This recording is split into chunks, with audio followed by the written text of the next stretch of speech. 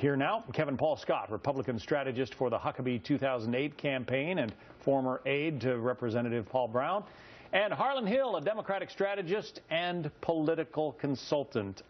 Harlan, in your time as a political consultant, you ever seen a race with negatives this high?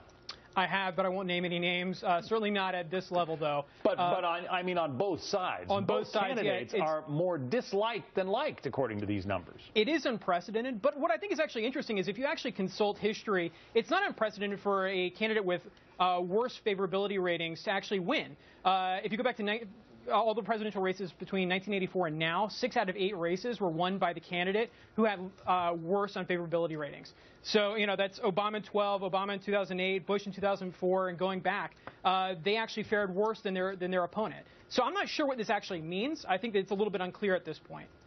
Kevin, the Republicans seem to get most of the headlines. We talk about it a lot, the fractured party, but the Democratic Party is seeing some fissures of its own. Yeah, certainly. I mean, right now, all of the headlines are about division within the GOP, but the reality is that although Donald Trump's unfavorables are very high, if you look across the aisle to the Clinton camp, we're talking about possible criminal charges. So they have a lot of mess over there that they've got to clean up as well. So how do the candidates fix this, Harlan? If you were advising, you know, pick one, pick both, how do they fix those unfavorable ratings that seem to bedevil them?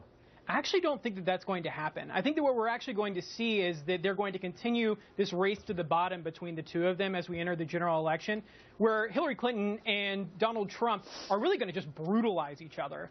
And I think that it's whoever is the last man standing will prevail. You know, Hillary Clinton has a 30-year track record of lies, deceit, and fraud. It's pretty well documented. Everybody knows who she is.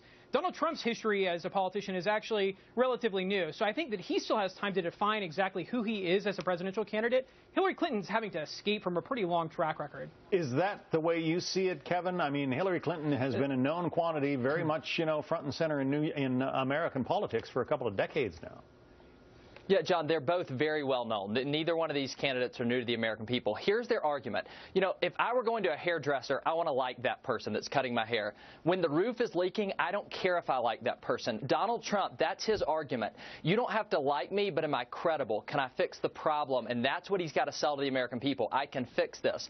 Hillary Clinton has got to sell a stability argument. She's trying to say, you may not like me, but she's going to keep using words like loose cannon, dangerous, reckless.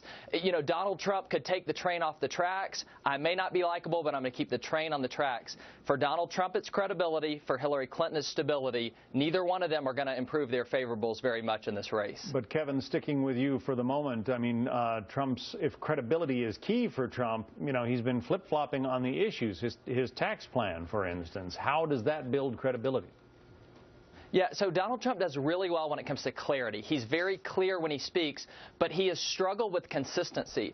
What's going to be interesting is, do general election voters, does that matter to them? And specifically the Republican base. As he begins to evolve, if you will, or move towards the center, does some of the hardcore support on the right begin to deteriorate for him? He's got to balance that. He's got to become more likable for the general election. He's got to be seen as credible, but he can't lose this base of momentum he's built. He says he's the master of the deal. He's going to have to make an incredible deal and pull this off this time. Harlan, do you have to have, you know, positive favorability numbers to win an election?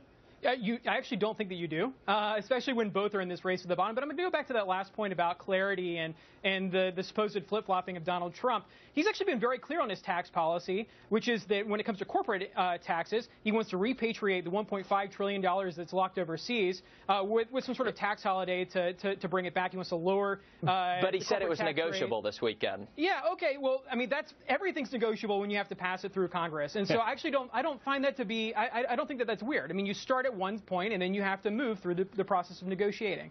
And he's always been clear that he's going to go after the cap gains loophole. So, you know, I think that he's actually been very clear on that specific issue. Everything's negotiable, but he's going to have to get it past Paul Ryan. And we talked about those two a little bit earlier in the hour. Kevin Paul Scott, Harlan Hill, thank you both. Thank you. Thank you. Looking forward to Thursday for that meeting. Well, the number of